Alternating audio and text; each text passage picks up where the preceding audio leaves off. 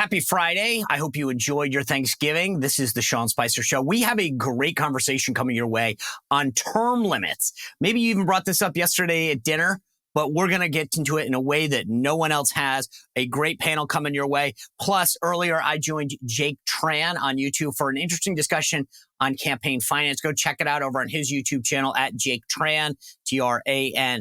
All right, let's get into it.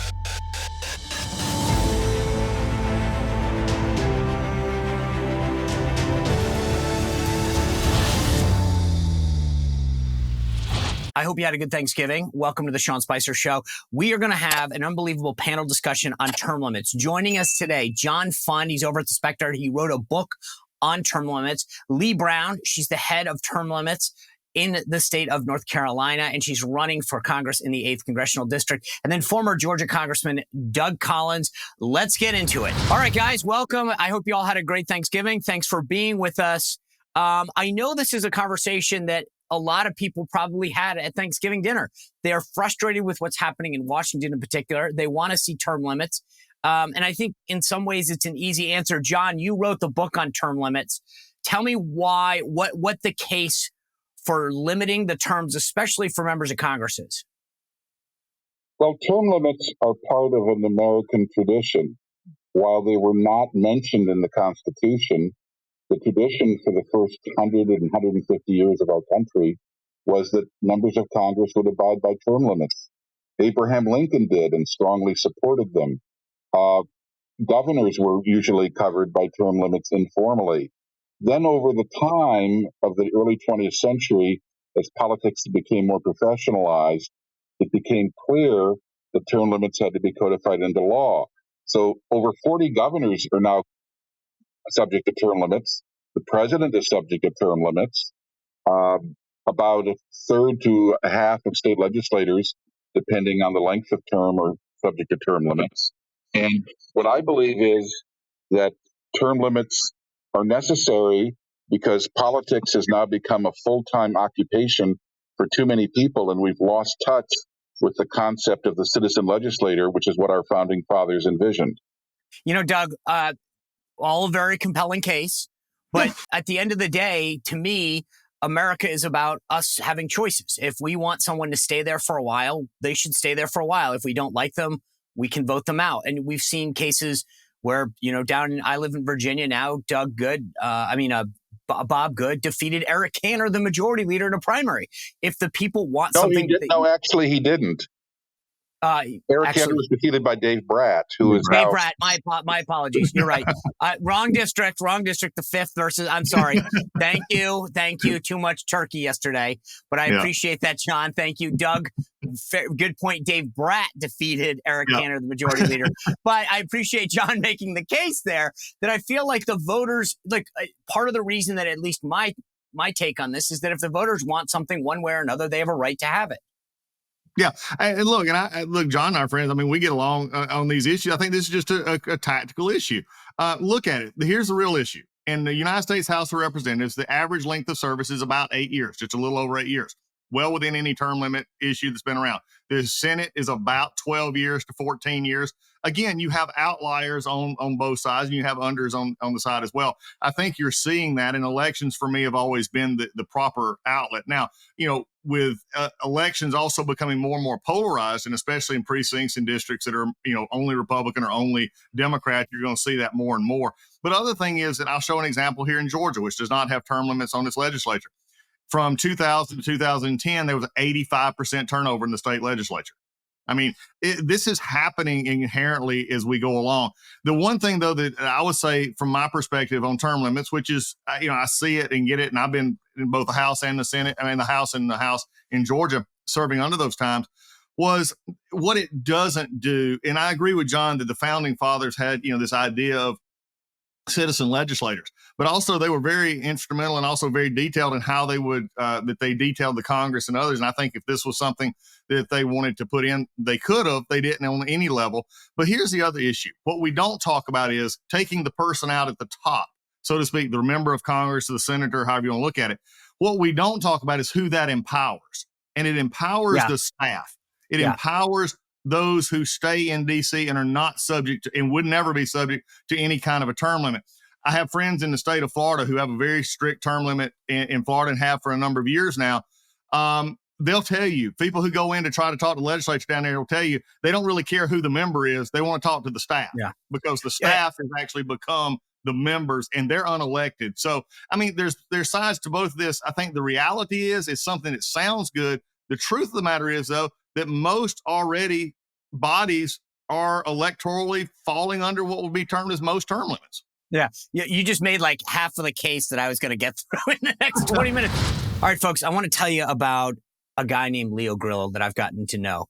He is the founder of Delta Rescue. And if you go to deltarescue.org, you can get to see some of the great work that Leo has done to provide the world's biggest sanctuary for abandoned dogs, cats, animals of all stripes. It is amazing what they do at Delta Rescue right now. This dog that he found at one time was in trouble and underweight. Leo rescued that dog. It was a Doberman and named him Delta. You know why? Because that inspired Delta Rescue. It's unbelievable what they do over there. Delta stands for dedication and everlasting love to animals. That's basically Leo's mission. And Delta Rescue relies solely on contributions from people like you and I to make it work. Talk to them about making this part of your estate plan. If you're an animal lover, you know this is where your legacy can match with theirs, and they can help put together a tax-saving plan. It's all on their website right now. So go to deltarescue.org, check out some of the great videos and the estate planning tools that they have there on their site for you. Leigh, I want to get to you. You're running for office. You've led this effort in North Carolina.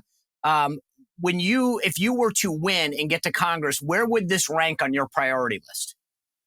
Well, frankly, Sean, I think it's fairly high. And to Doug's point, it's not that there aren't ever going to be outliers. It's that guardrails are good. They help us figure out what our timeframes are in which to get something done. So if I'm in the Congress and I'm looking at term limits in the House, I think 5 terms is fairly sufficient. That's 10 years, which should give you plenty of time to have seniority in a committee position and really answer to your constituents in an effective way. But of course, part of the conversation around term limits is what are the numbers? There is a false argument out there that the term limits folks are looking for 1 or 2 terms, and that's not reasonable because it takes a minute to get your voice.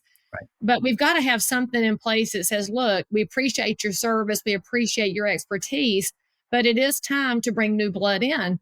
When you look at the makeup of our current elected body, we have people that have served in there for over 40 and 50 years. And back to John's point, that's not what the founding fathers envisioned.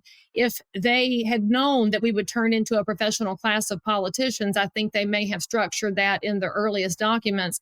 However, with George Washington leading the way, saying, I don't need to be a king, I don't have to lead forever, I think they falsely assumed that we would continue to have people serve a term and then go home so that there could be a next generation. But it also means that if you have term limits in place, you're going to have a more concerted effort for our existing legislators to bring in a good bench behind them to be bringing up the next generation of leaders and really teaching them the way. We're just not seeing that right now. I'm a Generation X, and there's very few of us in elected office because we have baby boomers and silent generation that don't want to give up the reins of power. So there's got to be a way to find a balance, and I think term limits just causes that conversation to happen. Now, I got to point out to Doug's point about staff, there's no reason we can't put in term limits on staff too, Doug. If you're going to recommend that, let's make it all the same piece of legislation and go ahead and drain some of that swamp at the same time. Yeah, but I feel like that's hiring. That's a hiring issue. As you get to Congress, you're going to want to hire some people. And I think that's, you're getting into the right to hire here. I mean, a whole lot of issues. But I will go back to something I just said a minute ago. Average in the House right now is under 10 years. Average, matter if you have 40 years, average is under 10. So I want to break down some of this just piece by piece. John, I'll start with you. I grew up, I'm here in Virginia. You just schooled me on Virginia politics. But I want to take you up north a little to where I grew up in Rhode Island. We had 2 members of Congress there, small state. But as I was growing up, we had people like Claiborne Pell, John Chafee, who could stick around, get some seniority. And actually, John Chafee at one point was in Republican leadership, and take a small state like Rhode Island and give us some power. Because if people are constantly forced out by term limits, the big states, the New Yorks, the Californias, the Texases, are constantly going to be able to dominate the key positions just by voting themselves into key committee positions, et cetera. So walk me through why that wouldn't affect a state like Rhode Island or Delaware or Alaska or Montana. Well, what you're referring to is the seniority system. Right. Which unfortunately too often in Washington becomes the senility system. I refer you to the late Senator Dianne Feinstein, for example, who just left us in a rather sad state in her final years. Look, Sean, you began this program by saying you wanted to emphasize Congress as the debate topic over term limits. What Congressman Collins, whom I respect, brought up is the state legislatures. Yep. Look, we had an election a year ago. 97% of House members who were incumbents won. Not a single incumbent U.S. senator lost. So regardless of what you think is the length of time that members are serving now, they almost cannot be defeated. Incumbents have enormous advantages. And I don't think that's what the founding fathers envisioned. I don't think it's what the voters want, because over 80% of them say that there should be term limits. As for staff and bureaucrats and other power players like lobbyists, private surveys have shown when people are asked what their real opinion is, staffers don't like term limits, lobbyists don't like term limits, bureaucrats don't like term limits, because it's the younger, newer members, like when Congressman Collins came in 2013, that have the fresh ideas, that have the vim and vigor, where they want to shake things up. It's the older members who stay 30, 40, 50 years who basically end up being controlled by their staff, controlled by the lobbyists, controlled by the bureaucracy. And finally, I'll just say to Congressman Collins, I'm really sorry to have lost you, because in 2012, when you ran for Congress, you supported a constitutional amendment on term limits. And then in 2020, when you ran for the Senate, I have it in front of me. You signed a sworn pledge that you would support a term limit on members of the House and Senate. So you not only agreed with it in 2012, you served 8 years and agreed with it throughout the entire 8 years. You ran for the Senate in 2020 and agreed on term limits. Now that you've left office, what has changed your mind? Because you've always been for term limits. Well, number one, John, I said, yes, I would support putting it before the House, because I knew it was going to have to go to the people. And I would say, fine, if you want to put that before the House, make it a constitutional amendment, go to the states, no problem. Sign that, not a problem.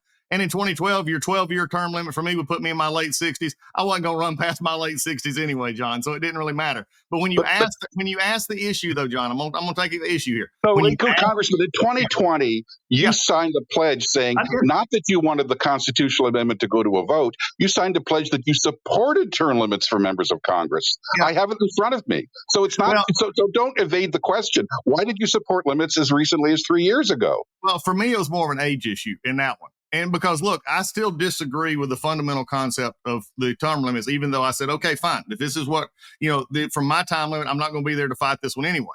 The issue here, though, is really what I just said a few minutes ago about this, though, is that what you're arguing is, John, I agree. The problem is it's already factually happening. And we can point to the Nancy Pelosi's, we can point to others, but you're under the 10-year term limit that was just mentioned a few minutes ago. You're already under that in the House. You're basically almost right at it in the Senate as it currently exists. And so, again, I get the outliers. I get the others. The other issue is from other members coming in. When you come in with other members, some of the members, and I appreciate the new ideas and everything else, but I have a good friend of mine. I'm not going to, put him out there if he, not wanting to be, but he came in. He's a dear friend, very conservative.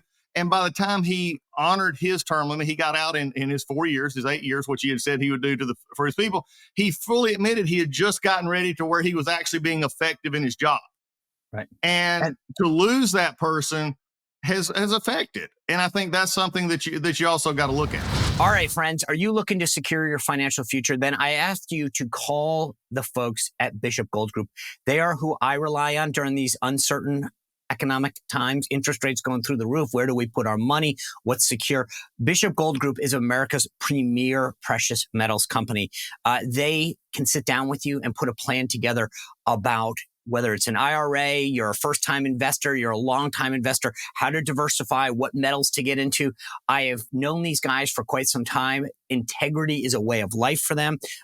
Transparency is something that they pride themselves on. When you call them, they sit down, create an individualized plan for you based on your specific needs. I know there's a lot of companies out there talking to you about precious metals. Trust me, you will not be disappointed with my friends over at Bishop Gold Group. You can reach out to them and talk to them right now at 844-984-1616, or click on the link below, bishopgoldgroup.com/Sean, SEAN. And guess what?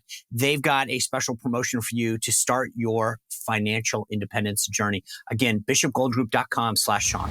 So Leigh, I want to bring you into this because I feel like the issue of staff keeps coming up. And I, as a former staffer who worked for, 10 members of Congress, I do feel like you're empowering, like I'll be honest with you, you are empowering the staff. There's no question about it. And I think I'm not limiting the discussion, by the way. If we want to talk about staff, but you want to talk about people who hang out less on Capitol Hill than members. Staffers, after a couple cycles, are hitting K Street. They don't need term limits. They're out real quick. Empowering people who don't make that much money isn't really there's an incentive for staff to leave. No question about it. But Leigh, I think that the part of the problem that I've always found is that you really are. How the process works, even new members of Congress right now, the learning curve is so steep that the staff is up there saying, Congressman, this is how we need to vote. This is what the committee wants us to do. You're just going to make it even more so because there's going to be turnover. And to Doug's point, by the time you get there, between the obligations you have back home to raise money, et cetera, your learning curve on multiple committees is such that it's going to take you a couple terms just to know what the key issues are. Well, it is, but that's evidence that the system as it's working right now is flawed. It should not take somebody 8 years to be effective in serving their constituent basis. So if you start realizing that if term limits are in place and there's more of a level playing field when it comes to tenure, it should make that 8-year member more effective more quickly just because there's a different playing field. Right now, they can't compete because all of the senior positions are taken up by those who have that extremely long tenure. Now, look at that staff piece as well. There is no question that a really effective, experienced staff is helpful to somebody getting up and running. However, that's come up multiple times because it is an underlying issue all over our government. We have 3 million federal government employees right now. It is an entire class in and of itself. Oh, no question about that. Yeah, look, that to me is a whole nother subject. And again, I'm willing to go there, but I agree with you. I mean, the federal bureaucracy is where the problem is. It is, but I'll say that the staffers that work on the Hill are going to be part of that class. That's who they're interacting with, and all these alphabet agencies. They're everywhere. And there's value to the institutional knowledge, but there's also value in somebody who's coming up from the district with their congressman who has intimate knowledge of what agriculture looks like today, as opposed to somebody who's not been on the ground in decades. There's so many different ways to look at this. But again, it goes back to what the term limits actually would wind up being. And let's just say it goes to 6 terms in the House. You have 12 years. That person then is effective after 8 years, something we have to address. That should be time to get something done. Look at the Senate. Maybe it's 3, maybe it's 4 terms, 18 or 24 years. Sean, I think we can come to some kind of agreement here on a key issue. Okay. I take Congressman Collins's point that there can be members who pledge to serve only a certain number of years, and then we lose them. Yep. And of course, there are other senior members who keep on going. I don't believe in unilateral disarmament. I believe that we have to have every member of Congress covered by term limits. People shouldn't pledge to leave individually on their own after an artificial period of time. They should work as hard as they can to get term limits passed, as it has passed in many state legislatures already, as East points out. So the member of Congress, if everybody is covered by the same rules, then the system works. See, I don't agree with that. The big states that you mentioned, their members have to cycle off too. So what you'd have is somebody becomes a committee chairman, whether it's from a small state or a big state, in 2 years rather than wait 20 years. Hold on. Here's what I want you to do. Break down my Rhode Island example. Rhode Island, Delaware, whatever. You're the one member of Congress from Delaware or Montana. How do you ever become a committee chair? Because you go on to X committee and there are 4 members from Texas, and they say, which is what they do now, by the way, in terms of they vote as a block, and there's a lot of instances where these delegations work together for obvious reasons. But tell me how somebody from Delaware or Rhode Island ever becomes someone in seniority or a position of power when they're going up against states that say, hey, we'll all vote to make sure you're the chairman or the subcommittee chairman or in leadership. Well, Sean, you picked the wrong state, because Senator Carper of Delaware, as we speak right now, is chairman of a major committee. Correct, Joe Biden, because of seniority. Joe Biden was from Delaware. Under the current, yes, but you're making my point. From Delaware, sure. and became. You're making my point, though. Under the current system, if everybody is under a 12-year limit, right, that means the senators from New York and California have to leave too. Which means that it changes. The playing field remains the same. No. It's just with a shorter number of years. Okay, then let's walk through this baby step so I'm understanding you. Because right now you're making my point that Rhode Island, Delaware can use the current system to actually accumulate seniority. If everybody left at the same time, and let's say we all walk in tomorrow.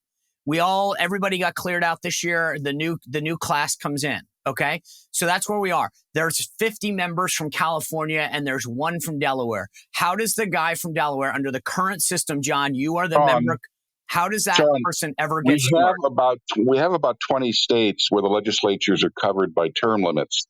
Guess what? The seniority system has largely been obliterated in those states because it doesn't serve the purposes of people who are only going to be there 6, 8, 10, 12 years. That's a different dynamic. Because it happens because you have term limits. Because the seniority system in those states has gone away. You're mixing apples and oranges. In a state, so let's take Florida, for example. That's why I'm saying when you come into Congress now, if you come into the House of Representatives and everybody's equal, so we all have 10 terms, 10 years that we got to go. First of all, you're assuming that everybody goes and comes at the same time. But how does that person right now, if I go into the House of Representatives, because in Florida or California where they have term limits, they don't vote like it's not the same thing. All of the people from Texas will get together. All the people from California will get together and make sure that their state's interests are protected. That's not going to happen in a state legislature the same way. But that's assumptive, Sean. And what if we look at this as an opportunity to put that seniority class to the side and start electing statesmen again? We have to get back to meritocracy, not just in the federal government, but in any industry. And I think it will happen. But, okay, so let me break this down. From Rhode Island is excellent. They will rise up if we look at this as a chance to elect. Yeah, unfortunately, I don't know that that's. But let me ask you this: in the state legislatures that have term limits, the seniority system has largely gone away. So your argument falls apart because when you actually have term limits, it changes the dynamic. Let me jump in. Sean, let me jump in. Sean, let me jump in here. Hold on, Doug. I'm going to let you answer this, but I just want to make sure we're arguing. The seniority system, yes, I agree with you, John. It goes away, but it gets replaced by regional interests. So everybody from Texas says, hey, there's no seniority. We're all equal. So let's all vote for Texas or for California. And then the small states get screwed. So, Doug, take it from there because that's what Sean is making a point, but he's not giving the entire here. Here's what Sean's not talking about, and that's the steering committees of both the Republicans and the Democrats. Now, that is where the steering committees and the state issues do come up that could swing it where it makes it it makes it a lot harder for someone to move up in leadership or anything else. Now, funny part is in the state of Florida, the freshman class actually elects their speaker the very first time they come in, which I'm not sure is a good idea or not, because you have absolutely no idea if that person is going to be any good or not. I mean, they may have made one good speech, but it may have been, somebody written it for them. But that's where they come in. The other thing is, and that's what I think Sean's trying to say, is steering committees. Now, I will say this, though, for Republicans, most of the Republican chairmen in the House are not the senior member of the committee.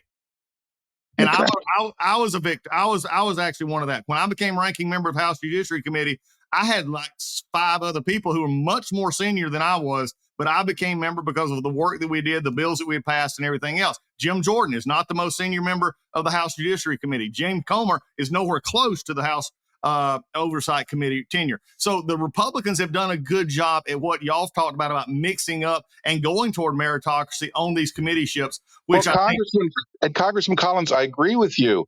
And guess what? The committee structure under the House Republicans exercises term limits. There may be an occasional waiver, but it's rare. So what you're describing is that term limits, because of the House Republican rules governing which Republicans appear on committees, term limits have worked in the Congress because the House Republicans, all of the people you mentioned, were elected by meritocracy. So you're making my argument for me because the House Republicans currently operate under term limits. But here's the interesting part. We've also had other chairmen who went on to other committees and was able to serve in leadership roles there. John, you and I don't necessarily disagree on this part. I think the Republicans have done a good job internally making that happen. Now, the Democratic side, a whole different story. It's pure seniority, and that's it. That's the way Nadler's head of the judiciary. Last thing we want to do is follow their example. And I don't disagree with you. That's why it's worked. But you've also agreed on that. But you've, and we're fine there. But we've also lost, some committee chairmanships and some seniority issues that would, I think, given 2 years. Now, next year, what'll be interesting, the House will keep this.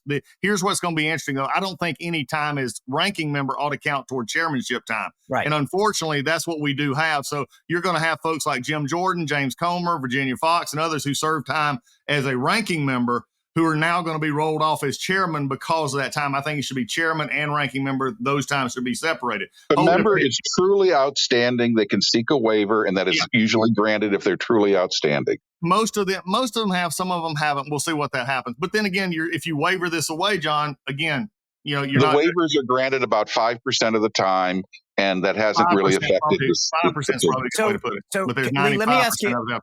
But the rest of the thing we've never answered here, and I'm going to go back simply to no, I'm not even going to touch the states for a second. Simply to the issue, and I think because I do believe if you're going to go to a system in which you do have turnover based on time, not based on meritocracy, winning elections or anything else, then you do have to figure out the addressment of a bureaucracy that never changes among administrations, by the way, Republican or Democrat. You got to explain the way the issue of staff and committee staff, which, by the way, are not employed by members. They're employed by the House or the Senate themselves, and the chairmen who have influence into that is how they come. This is one of the problems why we have so much problems in appropriations is because most of the appropriation staffers, and I think was said earlier, they've been there and deal with the agency so much that they're almost one with the agency in which they serve with. So these are all just issues. Can it be worked out? Probably so, but I don't think it can be denied that the minute you take away what I would never want to see with any term limit or anything else is take away the ability for the members of a district, the people in the district, to have that deciding factor. All right, guys, most of us know what it's like to be without power, sometimes for an hour, maybe a day, a couple days after a natural disaster, a hurricane, a windstorm, whatever. But now national security experts are warning that our power grid is more vulnerable than ever, and they've identified 9 key substations, which, if attacked, they're saying we could lose power for months. That's why having your own solar power is more important than ever. So I recommend the Patriot Power Generator, which is a solar generator that you don't have to install in your house. It's portable. You can take it with you. You can use it inside your house.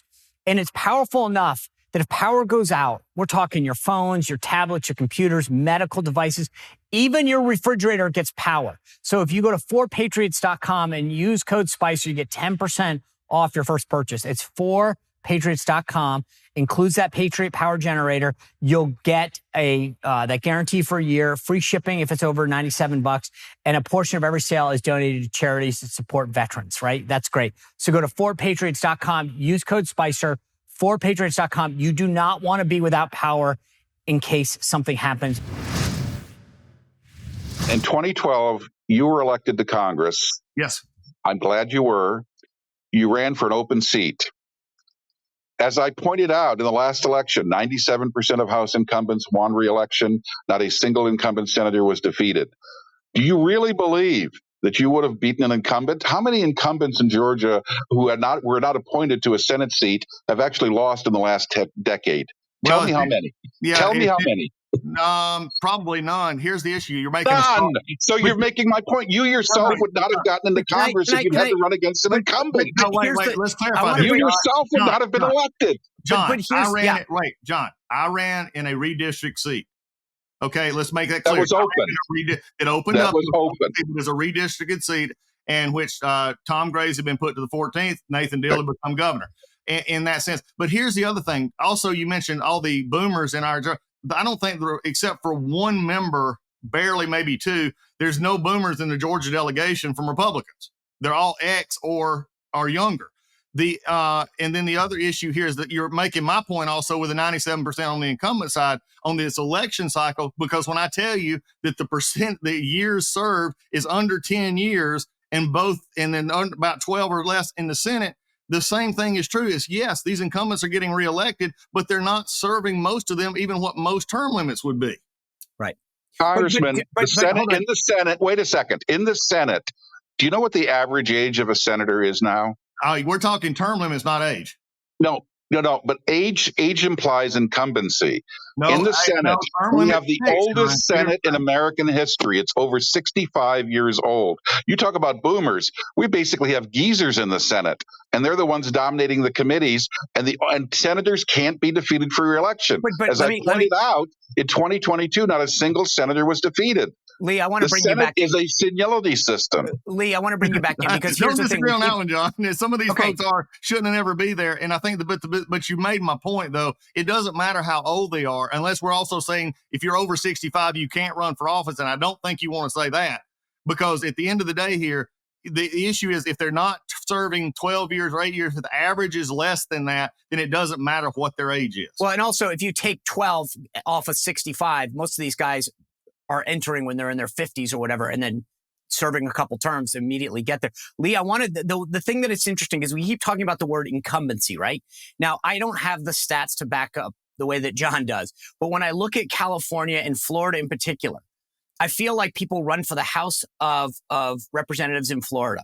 They hit their max, and then they wait for the person who's leaving the Senate seat against their term limit. Then they run for that, and then they wait for a House seat to open up in Florida. But if you start looking, and especially in California as well, anecdotally, I don't have the actual numbers to back this up, but it seems to me as though once you get elected in these states that have term limits, it just becomes a bouncing ball that I'm going to run for the next office. It's incumbency by.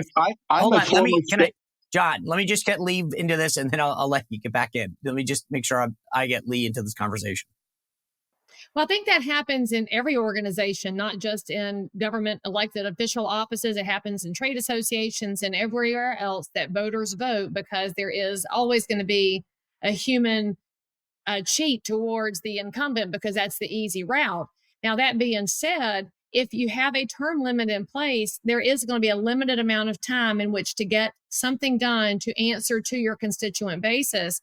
So once they go to the next seat, they should be making a new case. If that's not working, though, maybe we should be addressing the fact that civics education in this country is a shambles. Our voters are not as educated as they were when our grandparents were voting and they paid attention to the system. So there's a lot of different things at play here that definitely I don't disagree with that. I think that there's a money issue, a campaign finance issue, but that's the point, is that we're trying to stop one problem and creating a bunch more. And that's the thing, is that when I look at these states that have it, I go, what have you really done? You've just rearranged deck chairs. It's the same people who are just running for different offices. In North Carolina, our governor is term limited out after this cycle. So he's term limited out in 24. And there is great rejoicing amongst many people in the state, because the voters would probably pick him again because his name is familiar, but his policies have been devastating to many groups in North Carolina. That being said, you start with term limits and it will become a different system over time. You can't fix everything at one time. And I don't think that term limits is the perfect solution to all that ails us, but it is the first bite at the apple with our elected officials to say, look, you are being elected. We want you to work for your constituents. We want you to honor the Constitution and go do it correctly. And you have this amount of time in which to get it done once you get reelected. Now, if you want to talk about the campaign financing and the constant campaigning that has to go on for our members, then probably at some point we should have 3 years for a House term instead of 2, because it never stops right now. But that's a different set of... That's a different argument. Yeah, I'm a former staffer in the California State Legislature. I follow that very, very closely. I used to work there. Okay. Let me tell you what happens. There are 80 members of the Assembly. If you want to move up to the state Senate, there are only 40 senators. So you're automatically playing musical chairs. Not everybody can have a state Senate seat. In addition, the state Senate itself is term limited. There are many ways to serve in public office. Serving in the same job makes you stale. Giving you a chance to move to other jobs can often improve your performance. What happens in California? The mayor of Los Angeles is a former member of Congress.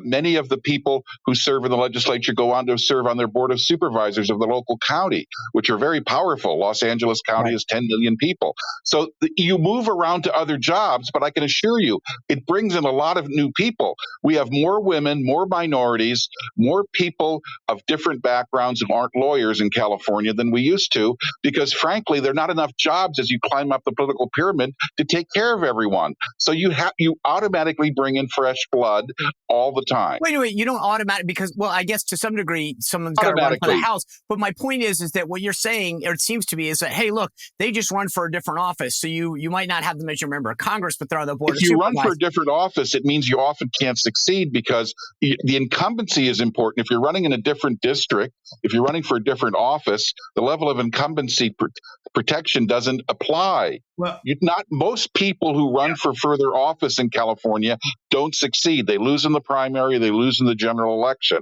The stats are clear. We had far fewer minorities, far fewer women, far fewer non-lawyers in the California legislature than we have now, when term limits was not in effect. And you think that you've also empowered a governor, right? You've empowered a state executive because now they know that there's not the seniority there to go push back against them. Well, I don't think that it applies nearly as much because Governor Noxious or Governor Newsom or whatever his name is also term limited.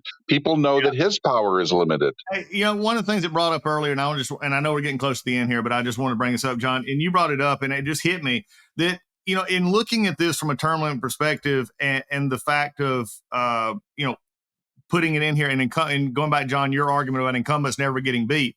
So in essence, what we're saying is not really a term limit. We're guaranteeing a fixed term.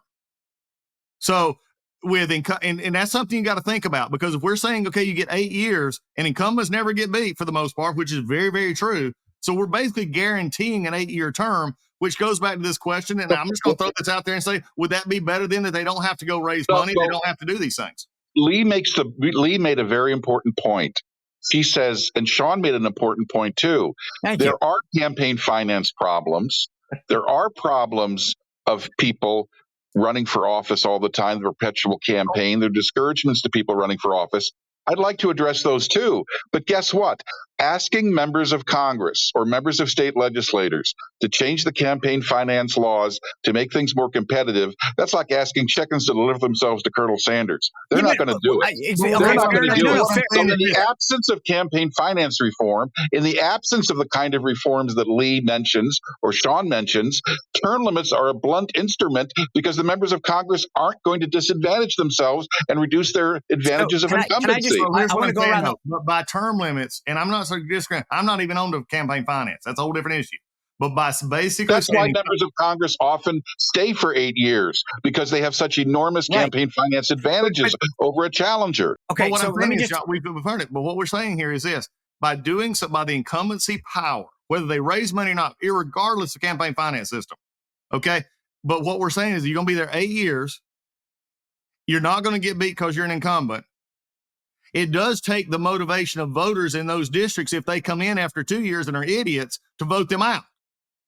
And that does happen occasionally. So let me ask you, is where we're at. I want to go around the horn and ask, and just stick with this for a second if you can. So to change campaign finance law is a simple act of Congress. And I agree with you, John, wholeheartedly. I mean, that's like, I don't even know the best analogy right now, but the idea to say to members of Congress that you're going to limit how much you can raise your money to keep you in power, I get it, right? But would it be easier to get members of Congress to agree to campaign finance so that they can only use the money raised for a particular office in a particular cycle? Maybe that's the answer. Or a constitutional amendment for term limits. Which do you think is easier?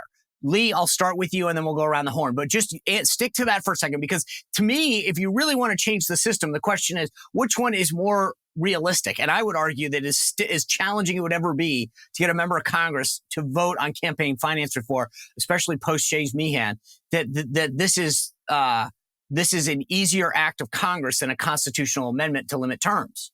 100% agree. Term limits is going to be more palatable because there are different things that can be discussed and debated in the implementation. And going back to Citizens United, I don't see that happening ever. I wish that there would be a conversation, but that's bigger than term limits. Doug? The easiest thing to pass would be a constitutional amendment. Then it would go back to the states. Really? That's the easiest thing to pass. Because you think it would be easier to pass a constitutional amendment limiting the terms of members of Congress than it would be to have the House itself vote to limit campaign finance? Well, yes. And the reason is because you're going to run up against the Supreme Court that has already ruled that money is speech. Okay, I mean, there's an issue here that is much bigger on the campaign. No. There's a difference, though. No. Just so we're clear, there are limits. I mean, it is regulated how much hard dollars you can give. Money is speech. There's no question hard about dollars, it. But we're not going to get into soft dollars. And But you could limit a member of Congress for only raising money for the office they were seeking in the cycle they were seeking, and I think that would have a profound effect. And I think that would be completely. So what would you do if I'm a good fundraiser and I didn't need but $100,000 to win my race and I raised $5 million? What do you want me to do with that other $4.5 million? You want me to give it away? Yeah. So the law right now says that you have the ability to either donate. Well, in my personal opinion, I believe I'm a party guy, so I believe that it should be transferred to the party. You can return it to donors. The law currently exists for that. Just so we're clear. I think the worst thing that ever happened to campaign finance, and I'm on record saying this, McCain-Feingold was absolutely the worst thing that ever happened. Oh yeah. In this thing, and it was terrible because I want to put the question though to John. What do you think would be easier to pass? We had a solution to this. Every state that allows the voters to make decisions through initiatives or referendums passed term limits in the 1990s. By a 5-4 vote, the Supreme Court said that wasn't possible. Well, since then, we have seen a new Supreme Court, whether it's the Shelby case on voting rights or whether it's Roe v. Wade, where precedent has been overturned, and conservatives have celebrated those. The next Supreme Court, if this issue of term limits comes up before them, I think that 5-4 vote from 25 years ago would go away. You'd have a majority of the Supreme Court justices saying Congress can be limited by their own state voters as to how many terms they serve. If 24 states pass term limits again, the other 26 are going to pass them alone because nobody wants an uneven playing field. The way to do this is exactly the way that the popular election of U.S. senators was done. It was done because states voted for it in ballot initiatives and ballot referendums, and they forced the other states to go along in 1913. That's how we got the popular election of senators. The Supreme Court is going to overturn this precedent sometime in the next 10 years. All right. So let me just ask one more question before we wrap this up.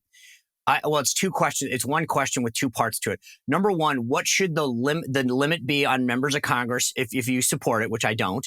How many years? And secondly, would you do the same to the federal bureaucracy and for how long? John, I'll start with you. Give me a number on both. Well, if the voters are given this option, they will pick a shorter limit, perhaps even shorter than I want. It would be much better if the members of Congress passed a 12-year limit for the House and a 12-year limit for the Senate. Otherwise, the voters will always want a shorter limit. Okay, what about federal bureaucracy? The federal bureaucracy is very simple. We need far more political appointees in the bureaucracy so a president can actually impose their will. You saw that with the White House Personnel Office when you were at the White House, Sean. The White House Personnel Office only had 3,000 jobs to fill. I agree with you on that. The solution is we need a whole lot more presidential appointments in the bureaucracy. I agree. Leigh, give me a number on both. I totally agree on making them political appointees instead of full-time jobs. So high five on that. For me personally, it would be 5 terms in the House and 3 terms in the Senate, which is, of course, uneven numbers. But to John's point, the public would pick far shorter numbers. And of course, we know 83% of registered voters, regardless of party affiliation, want something like this.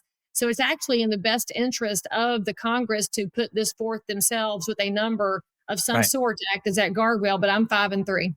Okay, Doug, I don't want to put words in your mouth. So tell me where you come down on this as we end this. No, I mean, look, if you're going to have a number, I go with John because I don't think senators are better than House members. So, I mean, at this point, you're going to put both of them on there at the same time. But I think it was a whole nother day, whole nother topic. This idea of making political appointees of everybody in the bureaucracy. Oh, not everybody, but many more than we have now. It could be, and I agree. So but that's got to be another topic. But that's a very concerning process. I'll just put it that. I agree. All right. I've really enjoyed this conversation. Thank you all for spending your post-Thanksgiving with us. Thanks for everyone for tuning in. We'll be back on Monday. Thank you for subscribing. Please make sure that you go to Apple during the weekend as you're decompressing from your Thanksgiving. Give us a 5-star review, subscribe, and hit that notification button on YouTube. Thanks for tuning in to the Sean Spicer Show. We'll see you back here on Monday. Well, if you enjoyed this content, make sure to like this video, subscribe, and click the notification bell to get more.